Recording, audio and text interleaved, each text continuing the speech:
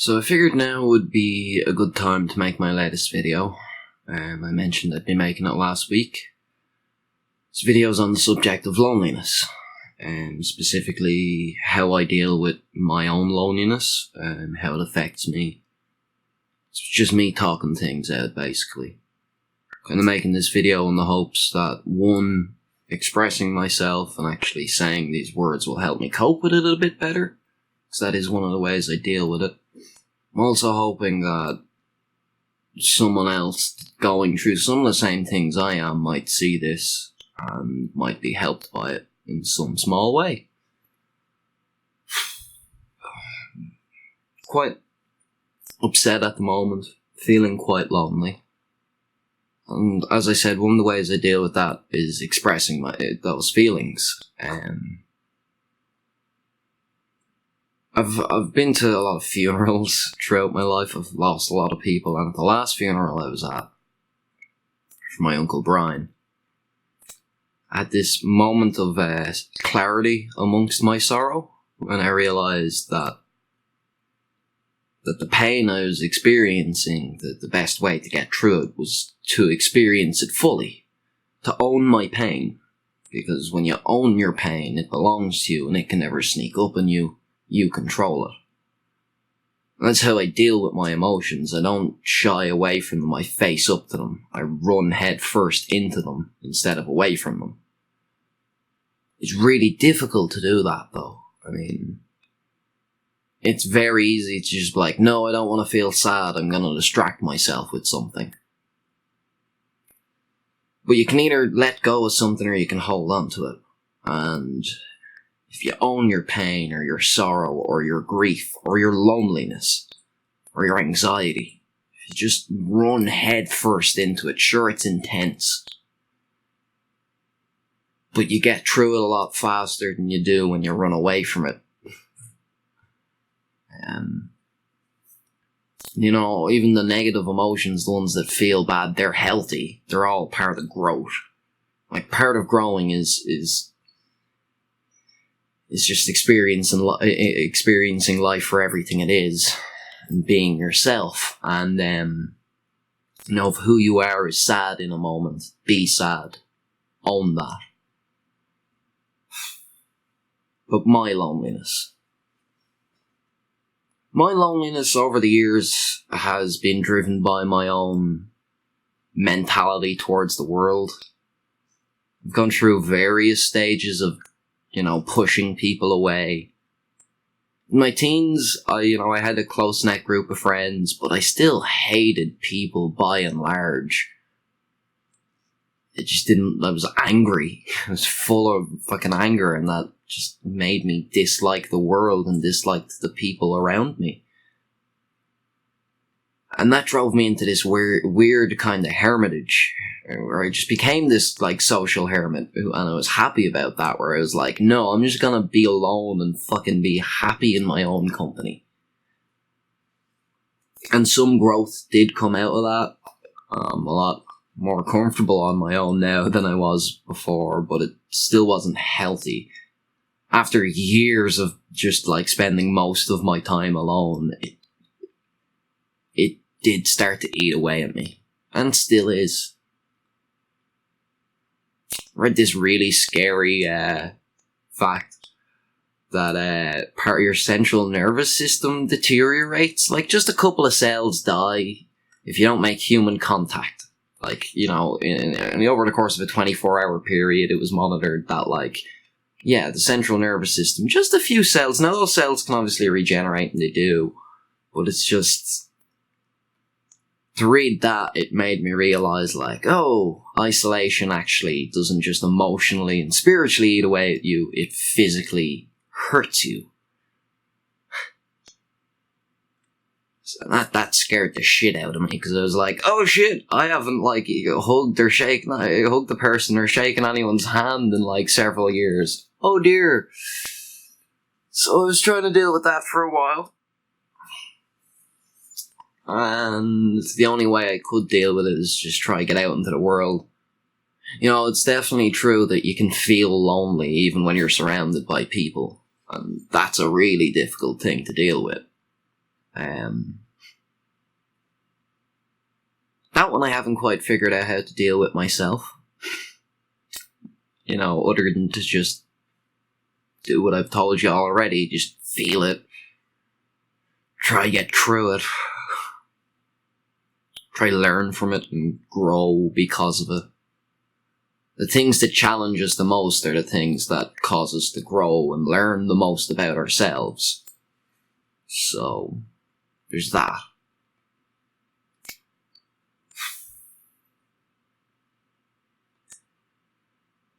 One big thing I've been learning about myself is that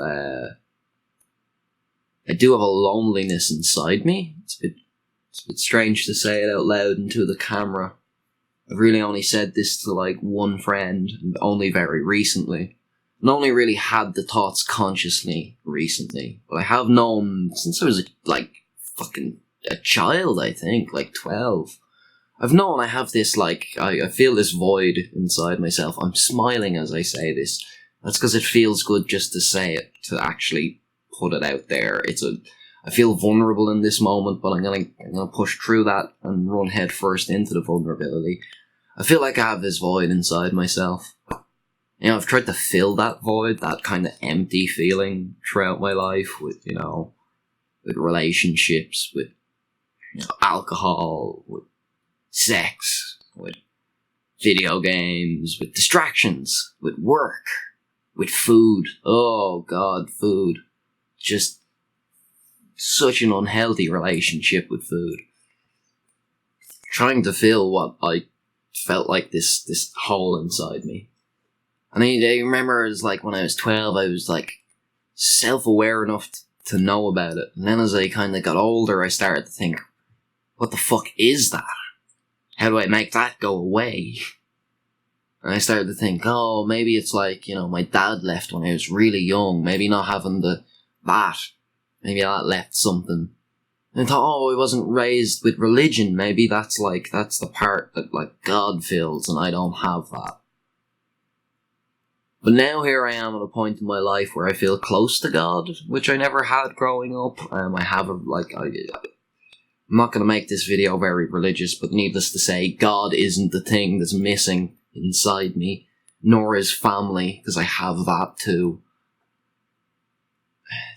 I don't know what it is, but it's not just an emotional feeling, it's a physical feeling. It's right here in the center, at the very bottom of my chest where my ribs start to part. This actual physical feeling of this hollow ball.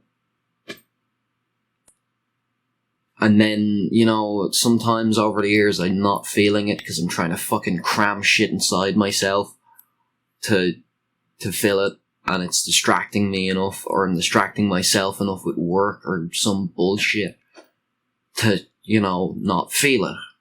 But it is always there.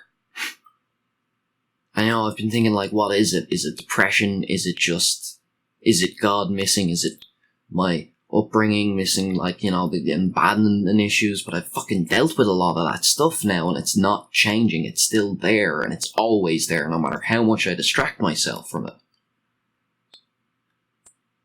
And now that I'm at a point where I feel healthier than I ever have, and I feel like I have more emotional maturity and more self-awareness than I ever have, and I'm not naive enough to think that all my problems are dealt with, and I know I still have an ongoing long road ahead of me, and it's okay that it's a process that I have to keep getting through. But realizing that all those things that I tried to think maybe that's what's missing, I have all those now, and that hole is still there. And like I said, I can distract myself from it sometimes, but then every now and then when it's really intense, when the loneliness sets in to a point I can't really handle it, I get this physical feeling like it's just like an anchor inside me just dragging me down, like people are pulling this chain, and I just start to feel like I am drowning in emotion, in loneliness. And again, I'm smiling as I say this shit. And it's fucking weird to be doing that, but again, it just feels good to say these things. to run headfirst into the emotion, you know. I have this new approach that every tear shed is just one step closer to actual happiness. So I'm fucking getting it out. So now even in my darkest moments I can smile about the fact that I'm running headfirst into them. And that's a nice thing to have. But that loneliness, it partially comes from how I isolate myself from people. Now, my social anxieties, they're something I've really dealt with, and I feel like I've gotten over those. Like I said, I'm not naive enough to think they aren't still a problem I'm gonna have to deal with in the future that could come back. That, like, you know, healing is ongoing. It's every day. It's every moment of every day, and I have to keep trying to work on things, or I'm never gonna. I might be better now, but I won't stay that way unless I keep working on it. But there's also my intimacy issues, which again I've dealt with, but I still have to really trust someone to get close. You know, I'm getting better at hugging people and making eye contact, but it's still really difficult for me to do. And you know, it's 5 a.m. at the moment. And it's just like crying my eyes out, and now I'm making this video. And that is an every night thing for me, to be honest. Every night, 2 a.m. will creep in, the world is asleep around me.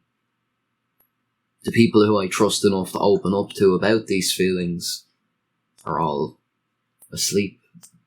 It's just me alone with my thoughts.